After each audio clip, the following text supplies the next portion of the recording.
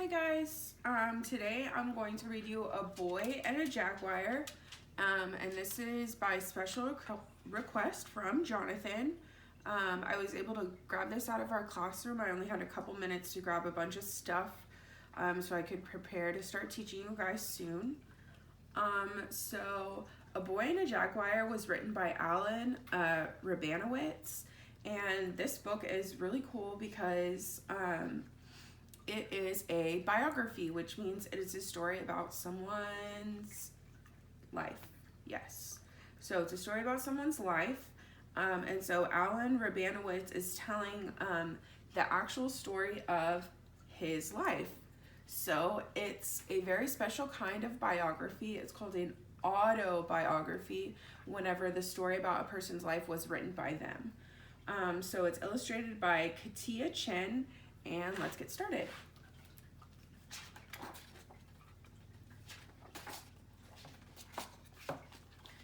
I'm standing in the great cat house at the Bronx Zoo.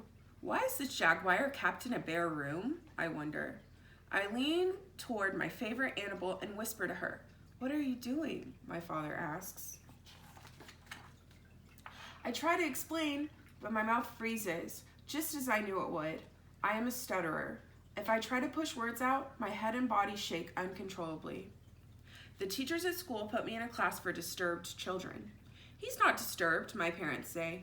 We're sorry, the teachers answer, but whatever he tries to speak, he disrupts the class. The teachers think I'm broken. Am I? But I can do two things without stuttering. One is sing, only I can't sing well, and the other is talk to animals. Every day I come home from class and go straight to the closet in my room. I bring out my pets, a hamster, a gerbil, a green turtle, a chameleon, and a garter snake. I close the door and talk to them without stuttering. I tell them my dreams. I tell them that I want to be able to speak like everyone else.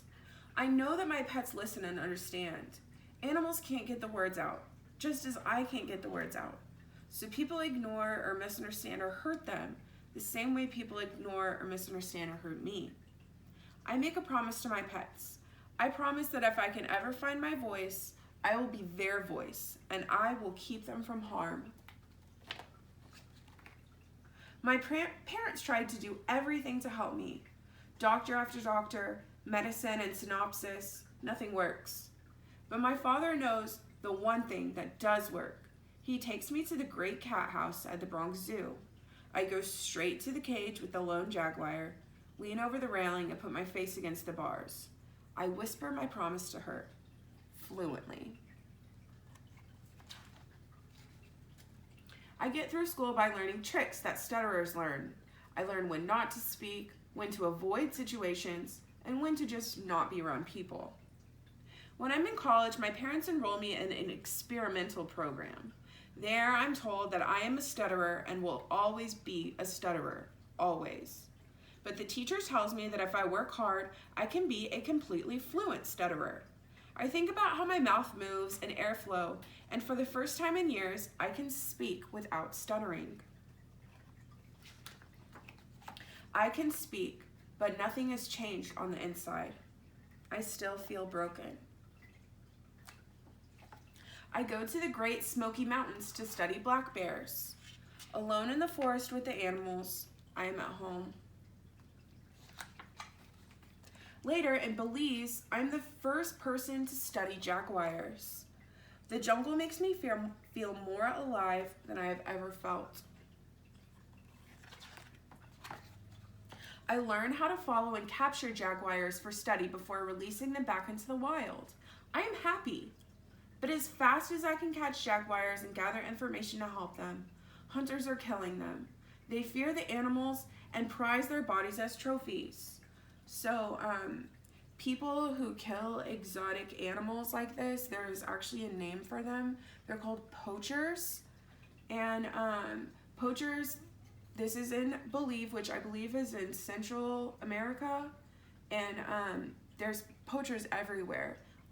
There's a lot of poachers in Africa. They want to kill like lions and tigers and animals for trophies. And if you remember, we actually went on that field trip where we learned about the dogs and their jobs. And those bloodhound dogs, they actually sniff out poachers so that they can track them down and keep the poachers from hunting. Okay. I need to get more areas protected for the jaguars. I want to keep the promise I made to the pets in my closet. I have a voice now to speak for animals. In the capital city of Belize, in the office of the Prime Minister, which is kind of like the president, I am given 15 minutes to make my case. 15 minutes. I can't stutter and distract from my message. I have to convince one of the poorest countries in Central America with no protected areas in the entire country that it has to save jaguars. Later that day, the Prime Minister votes to set up the world's first and only jaguar preserve. So he did it. He did it.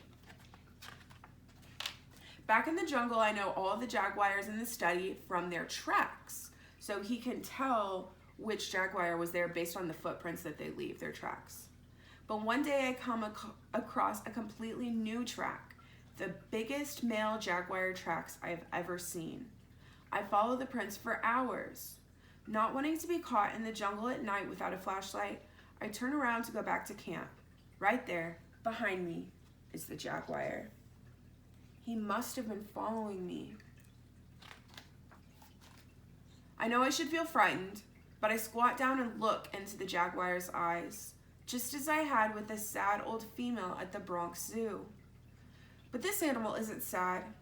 In this animal's eyes are strength and power and sureness of purpose.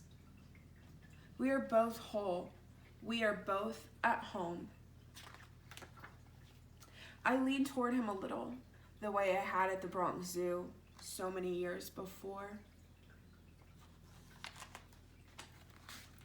Thank you, I whisper. I just love this book. I love that it's illustrated. Even though it is a nonfiction book, it can still be illustrated with pictures. It doesn't have to have photographs. But this is just such a special book that teaches you to have empathy. That means you care for others and you can put yourself into their shoes, and also to understand that disabilities don't define you. And this guy didn't let, Alan Rabanowitz did not let his disability define him. He went on and made really great changes for animals. So anyway, guys, love you, and I'll see you later.